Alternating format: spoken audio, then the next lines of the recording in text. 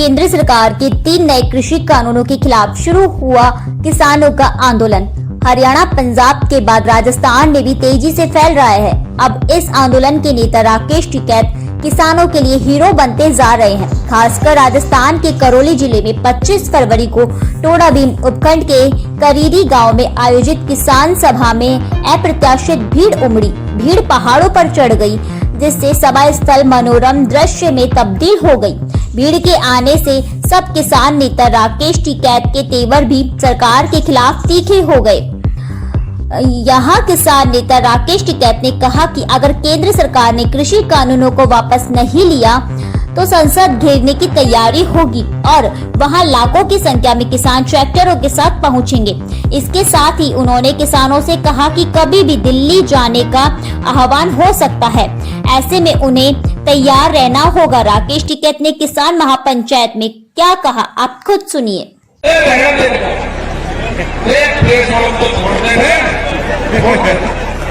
आदरणीय अध्यक्ष जी, सम्मानित मंच, किसान बिरादरी के सरदारों, नौजवान साथियों, मेरी माताएं, बहनें, बच्चों, पुलिस प्रशासन के लोग, पत्रकार बंधु, मुद्दा इस गांव में, क्योंकि कई लोग गए इस क्षेत्र से और सबसे पहले इस क्षेत्र से जो ट्रैक्टर गए होंगे उन किसानों का फोन आया।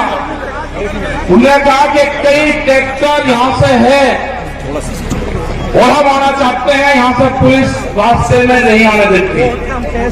मतलब ये पहली बार लगा कि इस क्षेत्र से ट्रैक्टर भी आंदोलन में हिस्सा ले लेते हैं। ये पूरे देश का मसला है।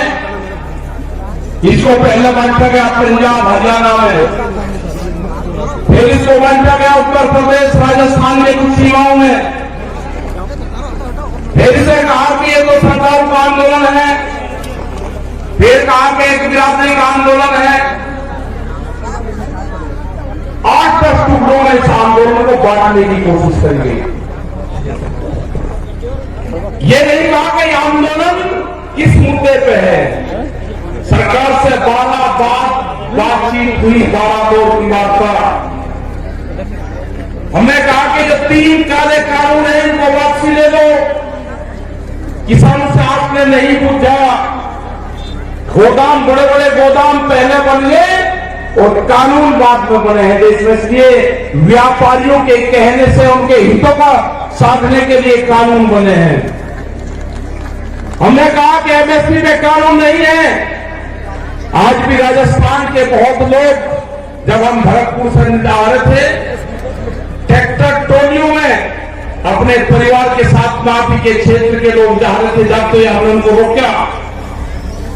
उन्होंने कहा कि बाजरा है हमारे पास में, गेहूं है, हम इसको मंडी में बेचने जा रहे हैं। सब पूछा कि बाजरे का एमएसपी का रेट क्या है जो भारत सरकार ने तय करा। उन्होंने कहा कि हमको नहीं पता क्या रेट है। मतलब आज भी देश में ये हालात है कि किसान को सरकारी रेट का नहीं पता। मंडी में उसकी बोली लगती है।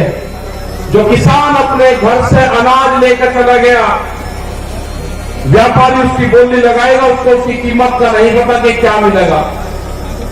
बाजरे का 2100 रुपए का भाव है। हमने कहा कि आपको कहना कि जो सरकारी रेट है उससे कम पे मैं खरीद नहीं करूंगा, आप वहीं पे बैठ जाना। वो 1100 से 1200 रुपए में बाजरे को बेच पाएगा किसान, 1400 और 1500 रुपए में गेहूं को बेच पाएगा। जब उसकी फसल 1 महीने बाद में उसकी फसल आ जाएगी, उसके घर में अनाज रखा उसको बेचने गया है। लड़ाई यही है, लड़ाई किसी जाति की नहीं है। लड़ाई है कि एमएसपी पे कानून बने। मिनिमम सपोर्ट प्राइस जो है 1975 रुपए से कम पे गेहूं का भाव नामित हो, वो चाहे सरकार खरीदे या कोई व्यापारी खरीदे, उसके कम पे खरीदना हो। 2100 रुपए के आसपास का बाजरे का रेट है, बाजरा उसके कम पे खरीदना हो। मक्का 1700-1800 रुपए का रेट है, उससे कम पे खरीदना हो। धान 1800 रुपए से कम पे खरीदना हो। ये है कानून। इसके लिए लड़ाई वहां पर चल रही है। 100 दिन के आसपास लोग आ रहे हैं। सरकार तैयार नहीं है। सरकार ने कहा कि किसान की जब फसल की कटाई होगी, किसान अपने खेत में आ जाएगा, आंदोलन अपने आप खत्म हो जाएगा। उसके एक ही जबान से किसान अपनी फसल उगानी शुरू कर दी। उसने कहा कि आंदोलन करेंगे हम, अगर फसल हमारे बीच में आएगी उस फसल को उजाड़ देंगे। आपने हरियाणा, पंजाब, उत्तर प्रदेश, राजस्थान की जगह में बहुत किसान ने उजाड़ी फसल। हमने कहा कि फसल को बर्बाद न करो, ये आंदोलन भी चलेगा, ये फसल भी किसान काटेगा।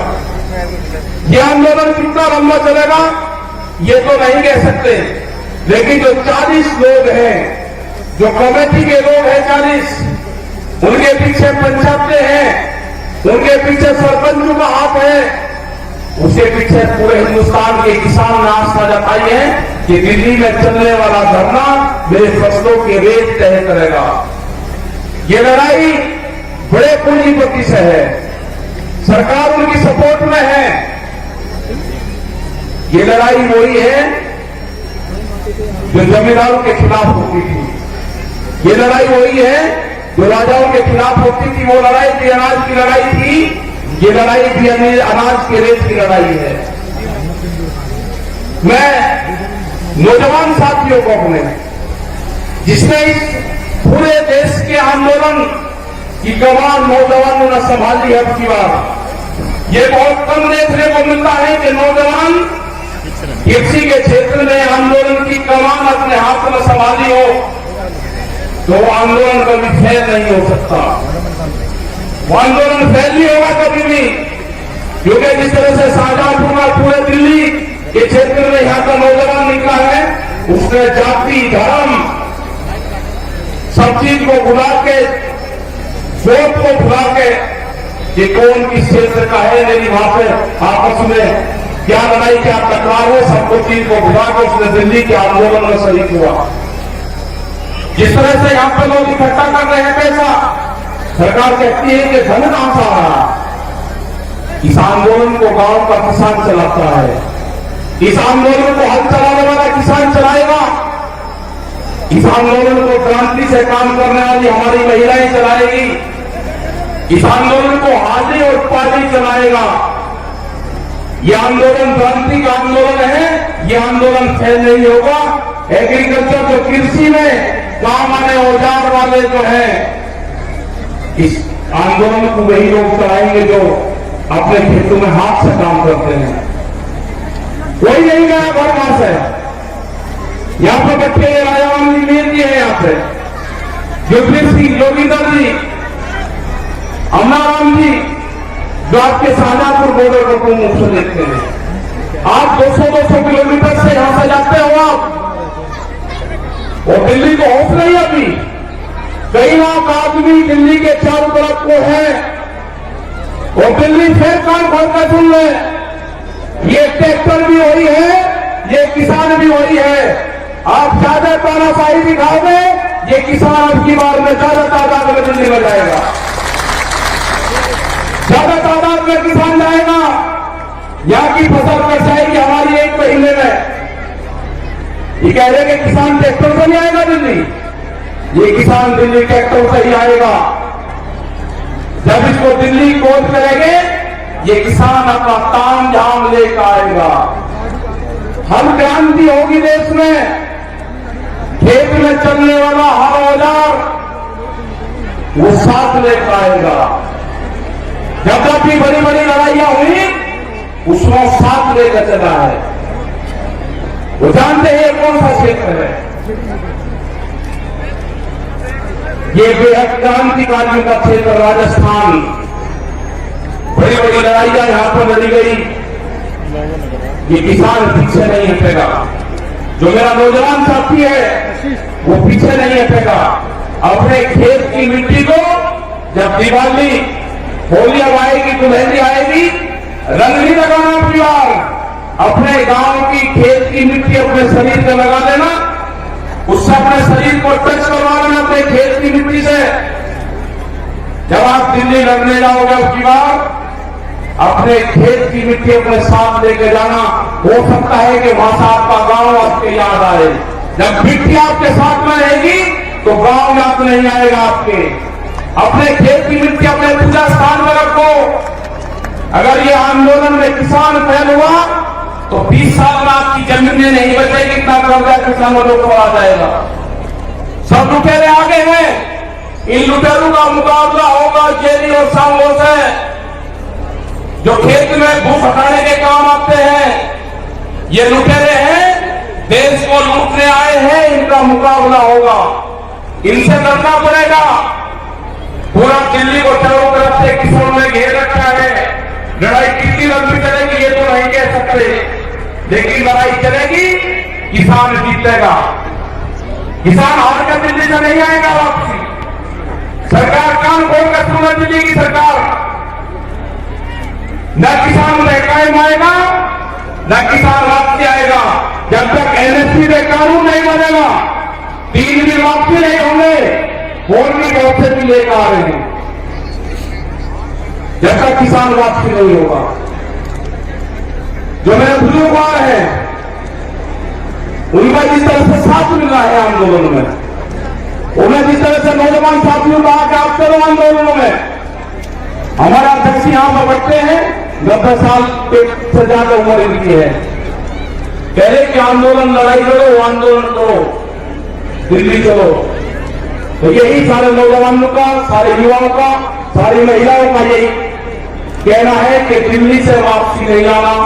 ये लड़ाई किसी जाति बिरादरी की नहीं है, ये लड़ाई किसान के अस्तित्व की है। इस लड़ाई को हमको लड़ना पड़ेगा, बहुत मजबूती के साथ लड़ना पड़ेगा। जाति, धर्म, गो, खास ये सब छोड़ कर ये लड़ाई किसान और मजदूर की लड़ाई है। गरीब का अनाज तिजोरी में बंद ना हो, देश में भूख पे व्यापार ना हो, बड़े बड़े गोदाम बनेंगे, बड़े बड़े ताले लगेंगे, गरीब आदमी को रोटी नसीब नहीं होगी, कीमतें अनाज की उतनी बढ़ेगी। ये लड़ाई है रोटी तिजोरी में बंद ना हो।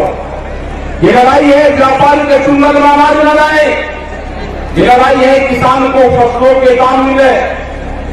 ये लड़ाई जारी रहेगी, आंदोलन हमारे जारी रहेंगे और हम पूरे देश भर में जाएंगे। पूरे देश भर में 24 मार्च तक के प्रोग्राम हमारे लगे हुए हैं अभी।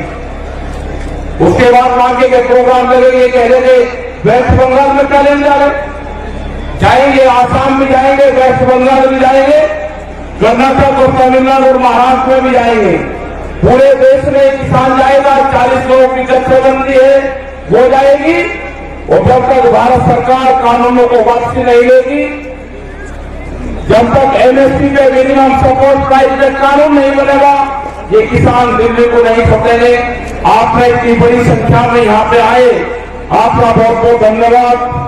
यहाँ पे जो ये मैदान है, जो कुश्ती मैदान है, भैरव बाबा का मैदान यहाँ पे है, उनको नमन करते हैं। इस पूरे क्षेत्र में, जो पहाड़ी क्षेत्र में यहाँ पे प्रोग्राम लाए के 81 गांव में जो प्रोग्राम था, आपका धन्यवाद। जय हिंद, जय भारत, जय राजस्थान।